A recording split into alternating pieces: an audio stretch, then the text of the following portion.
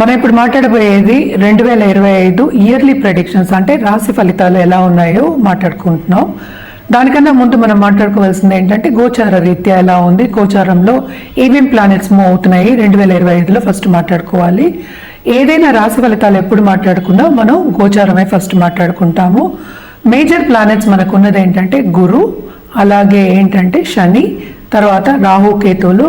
ఈ 4 ప్లానెట్స్ కూడా, ఈ 4 గ్రహాలు కూడా ఈ సంవత్సరం మొదట్లోనే మార్చ్ నుంచి జూన్ లోపలే ఈ 4 ప్లానెట్స్ మూవ్ అవుతున్నాయి అనమాట.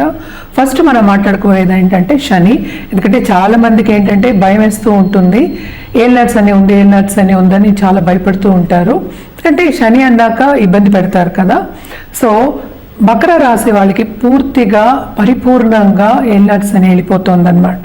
అది ఎప్పుడవుతోంది, ఎందుకంటే శని గోచారమే మార్చ్ 29, 2025కి అవుతోంది. ఎక్కడికి వెళ్తోంది? మీనానికి వెళ్తోంది. కానీ ఇక్కడ బ్యాడ్ న్యూస్ ఏంటంటే మనం మేషరాశికి ఇప్పుడు ఏళ్ళనట్స్ అని అనేది మొదలవుతోంది అనమాట. అలాగే మనం చూసాము అంటే రాహు మూవ్ అవుతున్నారు.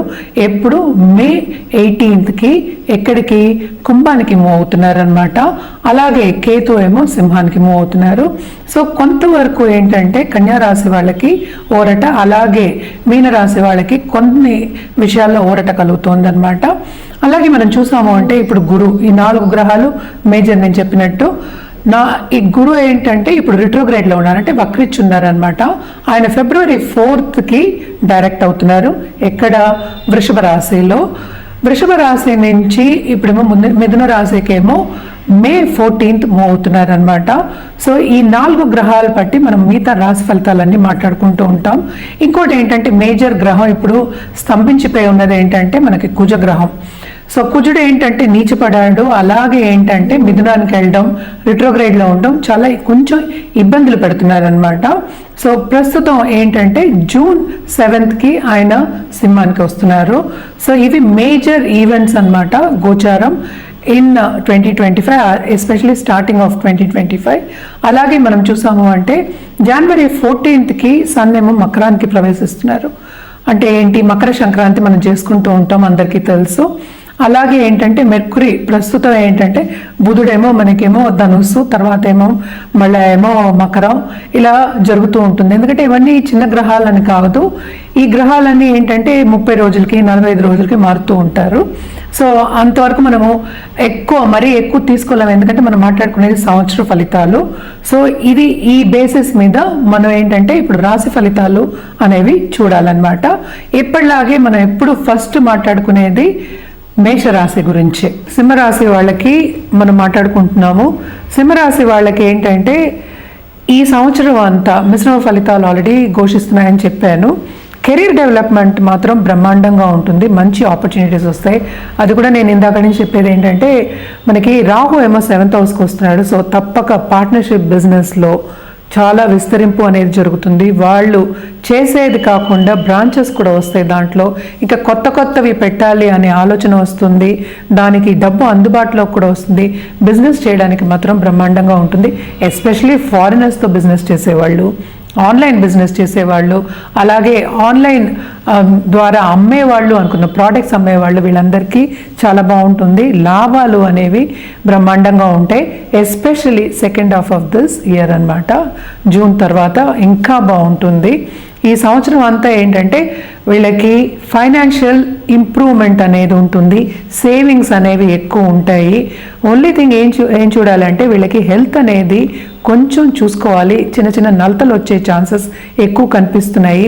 అక్కడ ఫిజికల్ హెల్త్ కూడాను, అలాగే మెంటల్ హెల్త్ కూడా చూసుకుంటూ ఉండాలి. ఎందుకంటే ఫోకస్ అనేది వీళ్ళకి చాలా ఎక్కువ ఉంటుంది. శ్రమపడే యోగం కూడా ఎక్కువ కనిపిస్తోంది కనుక తప్పక అష్టమ శని స్టార్ట్ అవుతోంది మనకి తెలుసు.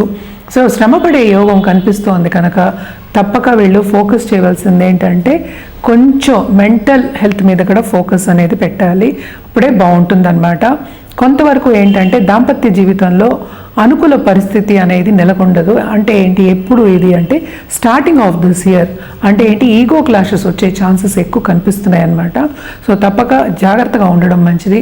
అలాగే కొత్తగా పెళ్ళైన వాళ్ళు కానీ, కొత్తగా లవ్ రిలేషన్షిప్ స్టార్ట్ చేసే వాళ్ళకి కానీ తప్పక ఏంటంటే స్టార్టింగ్లో బాగానే ఉంటుంది కానీ మిస్అండర్స్టాండింగ్ వచ్చే ఛాన్సెస్ ఎక్కువ కనిపిస్తున్నాయి. అలాగే ఏంటంటే కొంతవరకు విభేదాలు వచ్చి అదే ముందుకు సాగి కోర్టు వరకు వెళ్ళే ఛాన్సెస్ కూడా కనిపిస్తున్నాయి అన్నమాట. కొంచెం జాగ్రత్తగా ఉండడం అనేది మంచిది. అష్టమ శని ఎప్పటికైనా ఏంటంటే హెల్త్ ఇష్యూ ఇస్తుంది. అలాగే కొంతవరకు ఏంటంటే ఫ్యామిలీలో ఇష్యూ ఇస్తుంది. ఫైనాన్షియల్ స్టెబిలిటీ అంటే సేవింగ్స్ అనేవి కొంచెం తక్కువ అవుతాయి అన్నమాట. కానీ ఇక్కడ బ్యాలెన్స్ ఎక్కడ అవుతుంది అంటే మనకి 11th జూపిటర్ వస్తున్నారు మేలో. సో తప్పక లాభాలు అనేవి వీళ్ళకి చాలా ఎక్కువ ఉంటాయి.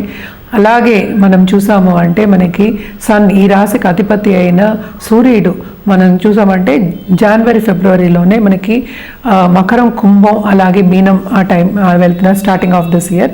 సో అప్పుడు బ్రహ్మాండంగా ఉంటుంది. ఏంటంటే పైకి వచ్చే ఛాన్సెస్ ఉంటాయి. అంటే ఉన్నత వ్యక్తులు అంటే ఏంటి, మన పాలిటీషియన్స్ సపోజ్ మినిస్టర్స్ కానీ లేకపోతే ఒక లెవెల్లో ఉన్న వ్యక్తులతో పరిచయం అనేది ఏర్పడుతుంది. గవర్నమెంట్తో తప్పక పని చేయించుకుని మంచి మన్నన పొందుతారు. అంటే ఏంటంటే అందరు మెప్పు పొందుతారనమాట. సో చాలా బాగుంటుంది. అలాగే గవర్నమెంట్కి రాసేవాళ్ళు, కాంపిటేటివ్ ఎగ్జామ్ రాసేవాళ్ళు, స్టూడెంట్స్ తప్పక విజయం సాధిస్తారు. శ్రమ చాలా అధికం, అష్టమ శని ఉంది, శ్రమ పడవలసిన ఒక యోగం. ఇవి రెండు మాత్రం ఎవరు తప్పించలేరు. శ్రమ లేనిదే ఫలితం కూడా ఉండదు. సో 1కి 2 సార్లు ట్రై చేస్తే తప్పక ఫలితం అనేది పొందుతారు. అదొకటి కాకుండా సింహరాశి వాళ్ళకి కేతు కూడానే ఉంది కనుక కొంతవరకు కుటుంబాల్లో కలహాలు రావడం కానీ లేకపోతే మిస్అండర్స్టాండింగ్స్ రావడం కానీ ఇది సహజం. అదేంటంటే మనం పాజిటివ్గా తీసుకుని పాజిటివ్ దిశగా నడవడం అనేది మంచిదన్నమాట. అండ్ ఆల్సో దీనికి తోడు మనం ఎప్పటికైనా సరే పరిహారాలు చేయవలసిందే. ఏం పరిహారాలు చేయాలి అంటే తప్పక నిత్యం గణపతి పూజ చేయడం మంచిది.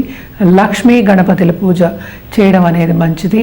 అలాగే శని కాళ్ళు పట్టుకోవడం అంటే ఏంటంటే శని జపం చేయడం కానీ నవగ్రహ హోమాలు చేయడం కానీ చాలా చాలా మంచిదన్నమాట. ఇంకోటి ఎప్పటికైనా నేను చెప్పేది అందరూ చెప్తూ ఉంటారు, కాళహస్తిలో వెళ్ళి చేస్తూ ఉంటారు రాహుకేతు పూజలు. అదొకటి మాత్రం తప్పక చేయించుకోండి. ఈ సంవత్సరంలో ఎప్పుడైనా సరే చేయించుకుంటే చాలా మంచిదన్నమాట. ఇవన్నీ చేస్తూను మిశ్రమ ఫలితాలు చెప్పాను కనుక ఘోషిస్తున్నాయి. శ్రమకి తగిన ఫలితం అనేది ఎక్కువ ఆశించకుండా పాజిటివ్గా ఫ్యూచర్లో మనకు వస్తుంది అని ఆశించి ముందుకెళ్ళడం చాలా మంచిది. అలాగే కెరియర్లో బ్రహ్మాండమైన డెవలప్మెంట్స్ ఉంటాయి, ఆపర్చునిటీస్ వస్తాయి. ఏంటంటే బాధ్యతలు ఎక్కువ అవుతున్నాయి. దాంతోపాటు ఏంటంటే మనకి శ్రమ కూడా అధికం ఉంటుంది కనుక హెల్త్ విషయం మీద ధ్యాస పెట్టడం చాలా చాలా మంచిది. ఎందుకంటే ఓరట అనేది ఎప్పుడు ఉంటుంది, మనకి కొంతవరకు రెస్ట్ తీసుకున్నప్పుడే కొంత పీస్ఫుల్గా ఉంటుంది కనుక తీసుకోవాలి.